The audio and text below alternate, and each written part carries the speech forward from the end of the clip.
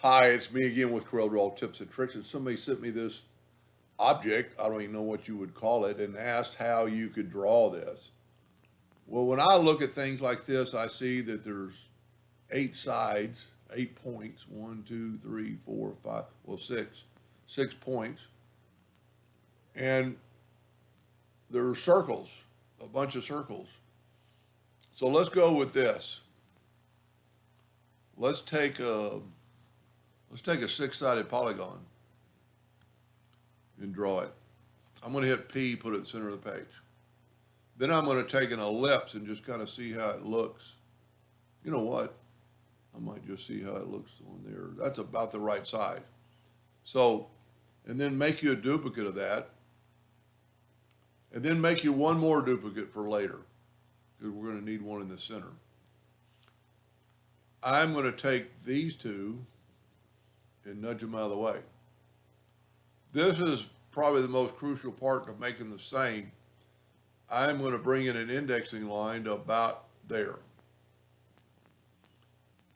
You know what? It would maybe be better if we put it in the center and then found out what the nudge factor is. That thing is 5 inches. Let's make it a 1.5 nudge. And let's nudge that over. That'll work. Control D or plus key and nudge it twice. So, well, that doesn't look right. Let's put it back to the center and nudge it over. That's better. All right, now you've got some indexing lines to kind of work with. I'm going to take the 3-point curve line and I'm going to go from that, try to get right on that edge to that edge, and then holding down the control button to make a perfect shape. And then I'm going to hit the plus key on the keyboard and mirror it and try to match that up right there. We're going to have to zoom in a little bit. There might be an easier way to do this because this needs to be dead on. You know what? I don't like that idea. So I've got this. Let's put it in. Let's get another indexing line and put it right in the center. Now let's move this one to that edge.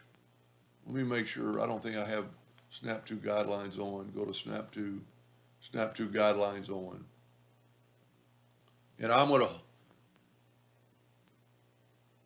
basically hold down the control button. Well, you know what? I don't know if I moved it. Yeah, that looks good. Hold down the control button and have it snap to that point. And then we're going to set our nudge factor on like 0.25. And we're going to nudge this over because this has to be perfect. So I nudged it over twice. That'll work. Now make a duplicate of this. I just hit the plus key on the keyboard. Take it, holding down the control button, have it snap, and then do that. So now we have perfectly equaled lines. We got a little bit left over, but that's fine. You know, we have to be perfect because we're going to be using this a lot, and they have to be centered. Okay, let me turn off my guidelines now, and let me take this shape and get rid of it. We're a little bit skinnier than his, but that's fine. Let's take the Smart Fill tool and fill it in with yellow and nudge it out of the way. Well, I can't remember what my nudge factor was before. I think it was 5 inches. Yeah. And then left click, right click. So that's right in the center. And see how the Smart Fill did all that. I don't really like this shape because the corners aren't exactly round. But we're going to Control D and make a duplicate. And moving this to here, we're going to rotate it 240 degrees. So maybe 120. I always get confused which way it's going. Take this one, Control D, move the center rotation to there. And this should be, you know, if you don't know, you can get it close and then type in 240. Take this one now, Control D, move the center rotation from there to there. And some mathematician's probably laughing right now. So we're going to say that's 360. Whoop. And then one more. And I'm sure if I took enough time, I could figure out the rotation on these. But since we're going in every different direction, see, I'm close to 120, so just type in 120. Now we got one more, and we'll make a duplicate of that and move it up here and rotate this guy all the way around. Now you need to type in the exact amount for this to work. Now let's take away our six-sided polygon. And you might be able to weld this, but I think it'd be a lot easier just to take the virtual segment delete key and delete these lines.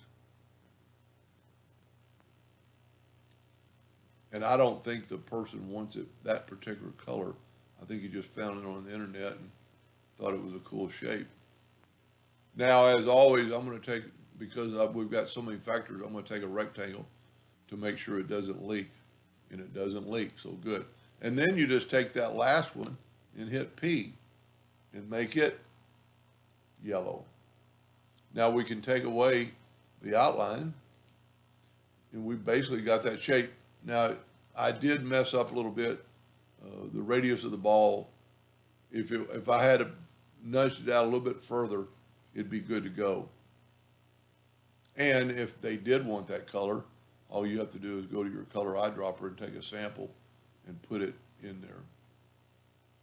That's pretty close. Theirs is a little bit better just because mine is too skinny, and I hope that makes sense, where this is kind of flowing, where mine kind of has an abrupt spot right there. And I think you just basically have to start over to do that. I don't think there's any, because if you start deleting nodes at this time, yeah, you're gonna mess up. Anyway, I hope that answered their question, and thank you for watching.